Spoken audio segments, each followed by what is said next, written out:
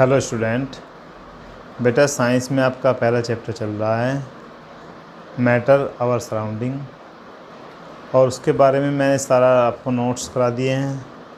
Exercise question चल रहे हैं। इससे लास्ट वीडियो में मैंने पेज नंबर 10 पर क्वेश्चन नंबर 5 तक करा दिए थे। अब हम एक्सरसाइज शुरू करते हैं। एक्सरसाइज का पहला क्वेश्चन है, convert the following temperature in Celsius scale.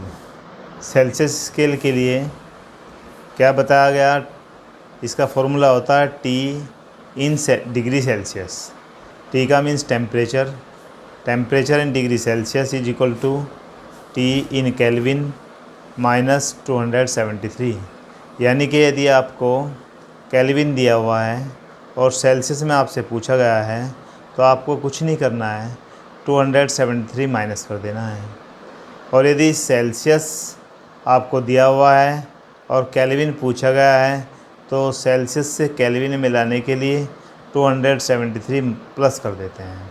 अब देखिए यहाँ पर हमें फॉर्मूले के अकॉर्डिंग चलें तो T in degree Celsius is equal to T in kelvin minus 273। तो बेटा हमारे पास कितना दिया हुआ है, 293 केल्विन दिया हुआ है। हम इसमें से 273 माइनस कर दें तो क्या आ जाएगा, 20 डिग्री सेल्सियस। केल्विन में डिग्री नहीं लगाते, सेल्सियस में डिग्री लगता है। नेक्स्ट पार्ट में हमें दिया हुआ है 470 केल्विन, तो 470 में से 273 माइनस कर देंगे तो 197 डिग्री सेल्सियस आ जाएगा। ठीक है, this was the discussion for question number 1। अब हम क्वेश्चन नंबर 2 की बात करते हैं। क्वेश्चन नंबर 2 में convert the following temperature in kelvin. अब हमें केल्विन स्केल में चेंज करना है, तो आओ डिस्कशन करते हैं इस पर दोबारा से। फिर अगेन डिस्कशन करते हैं। टी इन केल्विन, अब फॉर्मूला क्या बन जाएगा, T in kelvin is equal to T in Celsius degree Celsius plus 273। मैंने बताया था कि सेल्सियस में 273 प्लस कर दें तो केल्विन में बन जाता है। तो 25 डिग्री सेल्सियस था तो हम इसमें 273 ऐड कर दें तो 298 केल्विन बन जाएगा। दूसरे वाला 373 था, इसमें 273 प्लस कर दें 646 केल्विन बन जाएगा। इसमें डिग्री नहीं लगाई जाती। इस तरह से आपको समझ में आ गया होगा, क्लियर हो गया होगा। क्वेश्चन एग्ज़ाम में ज़रूर आ जाता है, छोटा क्वेश्चन है, फुल मार्क्स मिलते हैं बस, और न्यूमेरिकल है ही नहीं इसमें। अब आता है next third question, give reason for the following observation.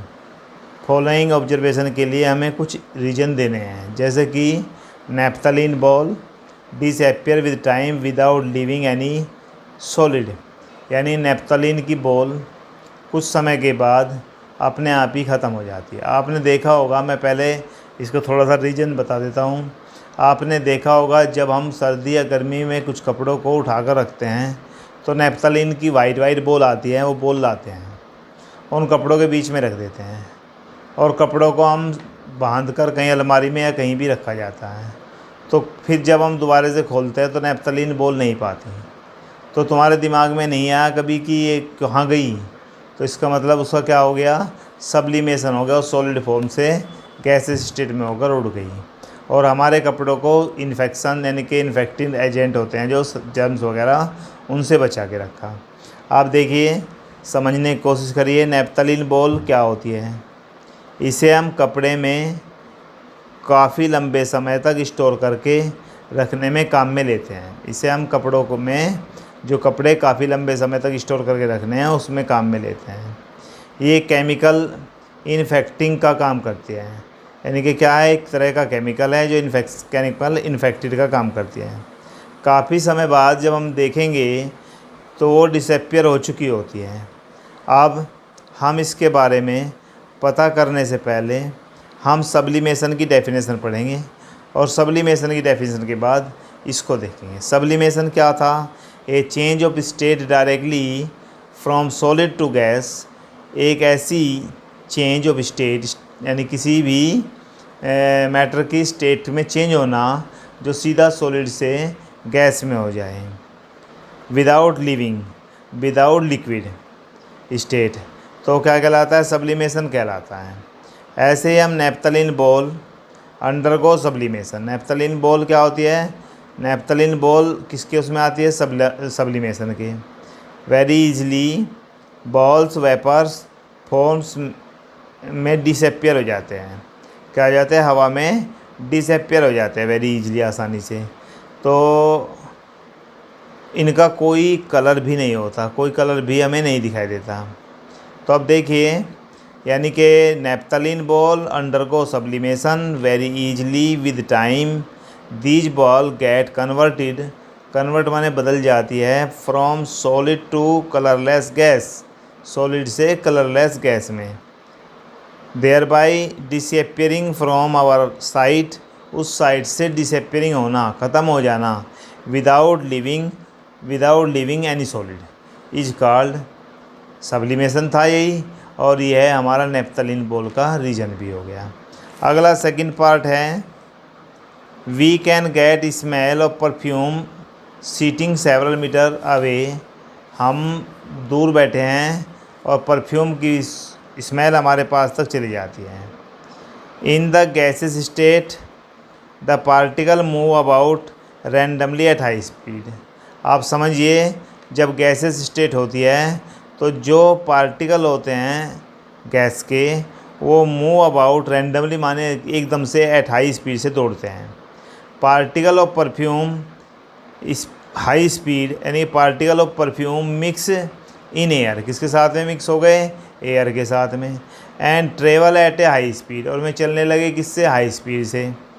To reach our nostril, और हमारे कहाँ तक पहुँच जाए, नाक तक पहुँच जाए। नोस्ट्रिल मीन्स नाक, और नाक में मैंने बताया था when these particle comes in the contact of the nostril, जब ये पार्टिकल हमारे नाक में जो पहले से ही कौन है, ओल्फैक्टरी नर्व्स हैं, उसके कांटेक्ट में आते हैं, तो हम एकदम से sensation of the pleasant smell is created, तो हमें एक बहुत अच्छी सुगंध मिलती है। फिर सुन लीजिए, यानी कि जो परफ्यूम होता है, जब वो इन गैसेस स्टेट में आता है, जब उसे हम खोल देते हैं, ऊपर लिक्विड से बाहर निकालते हैं, तो गैसेस स्टेट में हो जाता है।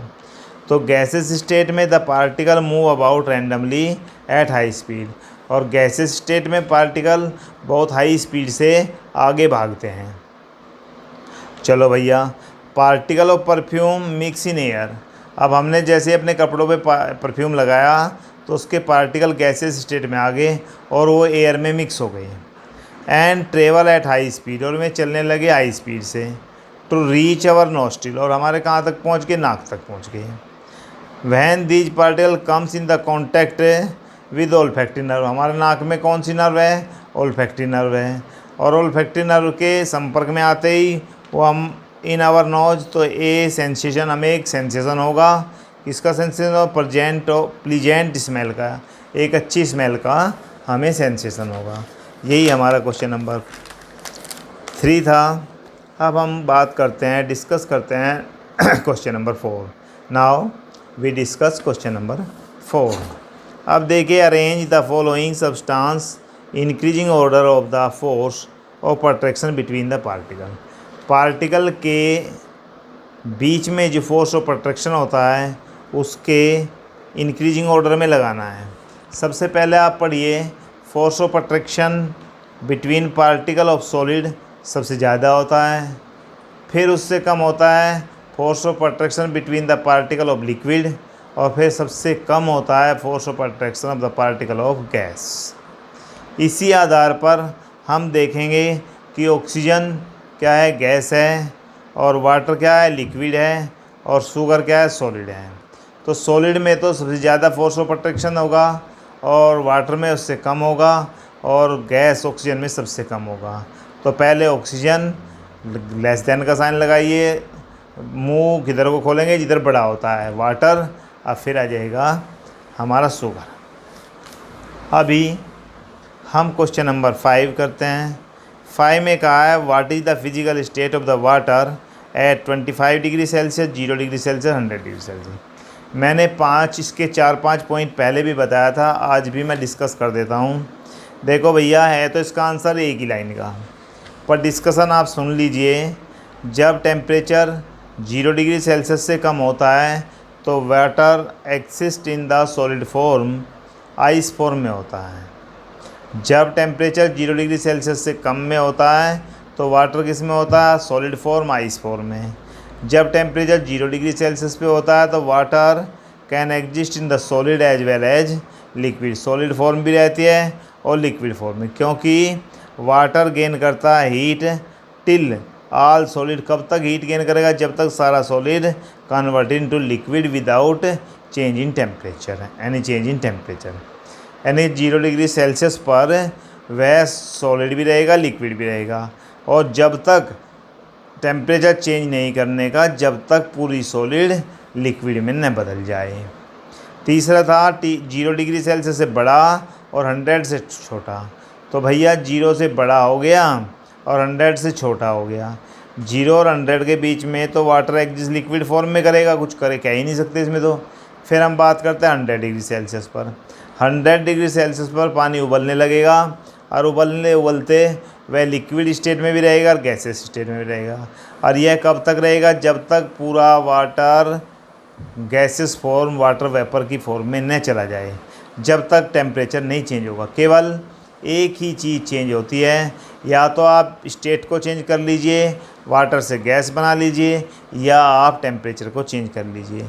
तो यहाँ क्या आ जाए, लेटेंट हीट ऑफ वेपराइजेशन के रूप में वो एनर्जी गेन करेगा। और यहाँ पर 100 डिग्री सेल्सियस पर क्या बना रहेगा, liquid as well as vapours, gas. और अगर 100 डिग्री सेल्सियस से ऊपर की बात करें तो पक्का 100 degree water exist in the gases state में ही होता है। पांचों कंडीशन बता दी, अब आप आंसर दे सकते हैं। पहला था 25 डिग्री सेल्सियस, तो 0 और 100 के बीच में आया तो लिक्विड स्टेट। 0 डिग्री सेल्सियस पर सॉलिड भी रहेगा और liquid, solid as well as liquid. और 100 डिग्री सेल्सियस पर liquid as well as gas. आपका इस तरह से क्वेश्चन नंबर 5 कंप्लीट हो गया। अभी क्वेश्चन नंबर 6 के बारे में कंफर्म करते हैं, डिस्कशन करते हैं। क्या है question number 6, give 2 reason to justify. हमें दो रीजन बताने हैं। किसके रीजन बताने हैं, कि water at room temperature is liquid. Water जो है रूम टेम्परेचर पर हमने बोतल भर के कमरे में रख दी और लिक्विड बनी रहती है। चलिए पहले इसी पे डिस्कस करते हैं। लिक्विड के लिए क्या क्या होता है पहले वो देखते हैं। Liquid have definite mass and volume. Liquid का मास और वॉल्यूम डेफिनाइट रहता है। They have no fix shape, उसकी फिक्स शेप नहीं होती है। And take shape of a container, जिस कंटेनर में रखते हैं उसी की शेप ले लेता है। They are placed in the liquid can flow, और इस तरह से क्या होता है, लिक्विड फ्लो भी करता है। अब आ जाते हैं रूम टेम्परेचर की बात। रूम टेम्परेचर वाटर शो करता है ऑल अबव प्रॉपर्टी। भाई पानी का मास सेम रहेगा, वॉल्यूम भी सेम रहेगा, शेप बदल जाएगी अगर हम बदलना चाहें, एक बर्तन से दूसरे बर्तन में डालना चाहें। तो इसका मतलब क्या हो गया, रूम टेम्परेचर पर वाटर अबव जो डिस्कशन था उसे ऑल अबव प्रॉपर्टी को शो कर रहा है। भाई हाँ यही है। तो इस बात से प्रूव होता है 10 water at room temperature is classified as liquid. इसलिए वाटर को हमने किस में रखा है, क्लासिफाई किया है लिक्विड में। अब आती है अलमीरा की बात। अलमीरा रूम टेम्परेचर पर सॉलिड होती है। अब सॉलिड के बारे में अगर हम बात करें, पहले सॉलिड की डेफिनेशन देख लेते हैं, फिर इस बात को मैच करेगा तो यह सॉलिड है, नहीं तो नहीं है। Solid have definite mass and volume, यानी सॉलिड का मास और वॉल्यूम सेम रहता है। दे आर रिजिड होती है। And high have fix shape होती है। सॉलिड कैन नॉट फ्लो, और सॉलिड फ्लो भी नहीं होता। अब देखिए अलमारी में भी यही बात है क्या, अलमारी का मास उतना ही रहेगा जितना था, वॉल्यूम भी वही रहेगा, बदलेगा नहीं, शेप भी वही रहेगी जू की तू जो है। तो इसका मतलब सॉलिड में यानी कि अलमीरा में रूम टेम्परेचर पर सॉलिड वाली प्रॉपर्टी को फॉलो कर रहा है। Eight room temperature an iron अलमीरा शो ऑल अबव प्रॉपर्टी, ऊपर वाली प्रॉपर्टी को क्या कर रहा है, शो कर रहा है। 10 एन आयरन अलमीरा eight room temperature is the example of solid. यह सॉलिड का क्या है भाई, एग्जाम्पल है। तो सॉलिड का एग्जाम्पल है। अब आगे डिस्कस करते हैं नेक्स्ट क्वेश्चन पर। अब देखिए एक वेरी इंपॉर्टेंट क्वेश्चन है, 7th question. Why is ice at 273 kelvin more effective in cooling than water at same temperature. यानी 273 केल्विन का मतलब होगा 0 डिग्री सेल्सियस। जो 0 डिग्री सेल्सियस का पानी है और 0 डिग्री सेल्सियस की आइस है, उसमें हमें यानी कि आइस ज़्यादा इफ़ेक्टिव होती है। और वो क्यों होती है? बर्फ़ से आपने देखा होगा, अगर बर्फ़ को आप हाथ पे रख लें और 0 डिग्री सेल्सियस के पानी को रख लें तो बर्फ़ से हमें ज़्यादा ठंडक महसूस होती है। वेरी इंपॉर्टेंट क्वेश्चन है, इसे आप समझिए, बहुत ध्यान से समझना।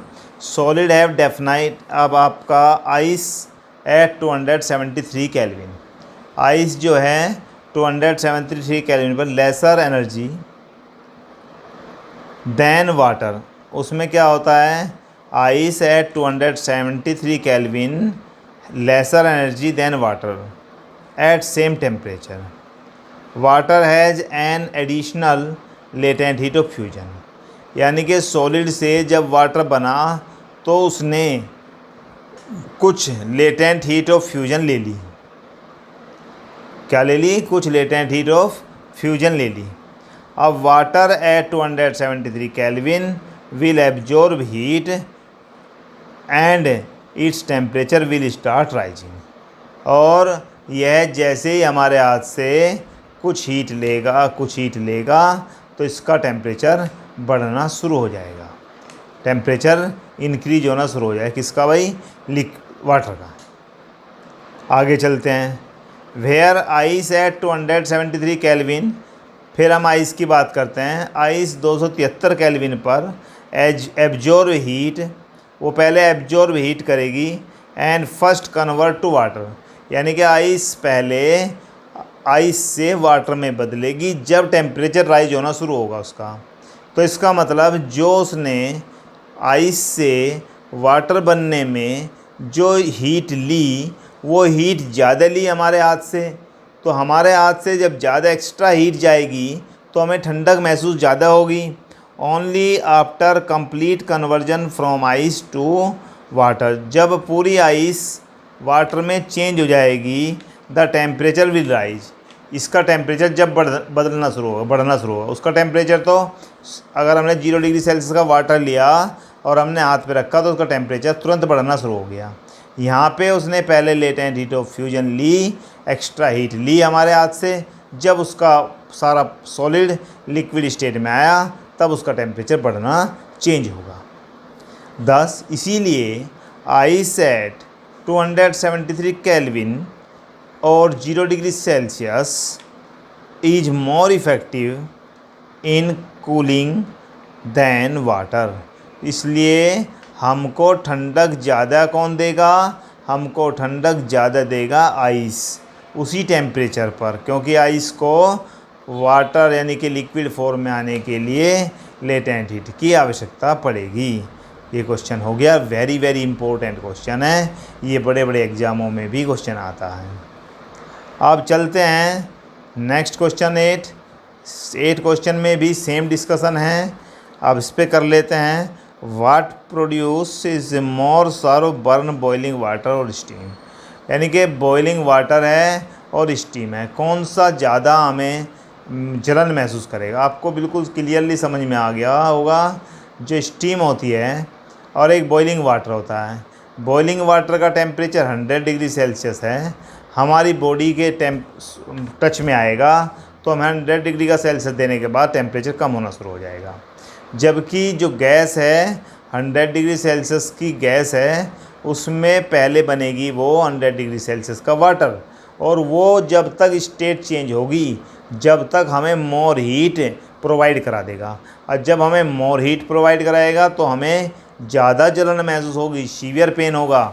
आप देखिए, हम क्वेश्चन के आंसर पर डिस्कशन करते हैं। Steam at 273 kelvin has more energy than water at same temperature, यानी कि उसी टेम्परेचर के सेम टेम्परेचर के पानी से ज़्यादा हीट एनर्जी होती है किसमें होती है? स्टीम में। Steam has additional latent heat of vaporisation, यानी कि इसमें क्या होता है? स्टीम में एडिशनल अलग से क्या होते हैं? Latent heat of vaporisation. Water at 373 kelvin release heat and its temperature will start decrease. जैसे ही उसे हमारी बॉडी से क्या मिलेगा, जब हमारी बॉडी से टकराएगा, हमारी बॉडी को अपनी हीट देगा, तो उसका टेम्परेचर गिरना शुरू हो जाएगा। आइस ने हमें क्या किया था, आइस ने हमारी बॉडी से हीट ली थी और यहाँ पर वाटर ने या स्टीम ने हमारी बॉडी से हीट देनी शुरू कर दी। Whereas steam at 373 kelvin और 100 degree Celsius will release heat and first convert to water at same temperature. पहले वो हीट लेकर स्टीम से वाटर में चेंज होगी और फिर उसके बाद उसका टेम्परेचर कम होना शुरू हो जाएगा। यानी कि शुरू में स्टीम का टेम्परेचर चेंज नहीं होगा, पहले उसकी स्टेट चेंज होगी, टेम्परेचर का यानी बाद में बदलेगा। अब बात आती है only after complete conversion from steam to water. जब पूरी स्टीम वाटर में चेंज हो जाएगी तब टेम्परेचर विल डिक्रीज। अब मैंने आपको बिल्कुल शुरू में ही स्टार्टिंग में बता दिया, क्वेश्चन कुछ नहीं है। स्टीम जैसी हमारी बॉडी से लगेगी वो हमारी बॉडी को हीट देना शुरू कर देगी, और वो हीट कब तक देगी, पहले जब तक उसका टेम्परेचर 100 डिग्री सेल्सियस पर ही रहेगा और वह सारी लिक्विड फॉर्म में नहीं आ जाती। फिर लिक्विड फॉर्म में आने के बाद वो और भी हीट देती रहेगी जब उसका टेम्परेचर कम होना शुरू हो जाएगा। परंतु जैसे ही हम 100 डिग्री सेल्सियस का वाटर को बॉडी पर डाल दें तो 100 डिग्री सेल्सियस का वाटर बॉडी को हीट देकर तुरंत अपना टेम्परेचर कम करना शुरू कर देगा। इस तरह से दोनों क्वेश्चन वेरी इंपॉर्टेंट है, आइस वाला भी और स्टीम वाला भी। अब लास्ट एक क्वेश्चन बचा, बहुत इंपॉर्टेंट है। इसका डायग्राम आपकी बुक में दिया हुआ है, ABCDE इस पे लिखा हुआ है। आप देखिए, पहले हम देखते हैं सॉलिड से बना लिक्विड। ऊपर लिखा है सॉलिड से लिक्विड बनना क्या कहलाता है, फ्यूजन। सॉलिड से जब लिक्विड बनेगा तो क्या कहलाता है, फ्यूजन। फिर बात आती है आगे, लिक्विड से सॉलिड बना, D। लिक्विड से सॉलिड बना तो ये कहलाता है सॉलिडिफिकेशन। अगर सॉलिड से लिक्विड बनेगा तो फ्यूजन, और लिक्विड से सॉलिड बनेगा तो सॉलिडिफिकेशन। फिर लिक्विड से गैस बनेगा और गैस से लिक्विड बनेगा। सॉलिड से गैस बनने में वेपराइजेशन और गैस से लिक्विड बनने में कंडेंसेशन आएगा। तो हमारा A क्या हो गया भाई, A हो गया फ्यूजन, और B क्या हो गया, B में लिक्विड से वेपराइजेशन, और C क्या हो गया, C हो गया कंडेंसेशन, और D हो गया सॉलिडिफिकेशन। अब बात आती है सॉलिड से सीधा गैस बन जाए तो सब्लिमेशन, और गैस से सीधा सॉलिड बन जाए तो सब्लिमेशन। इस तरह से हमारा ये चैप्टर कंप्लीट हो चुका है। आपको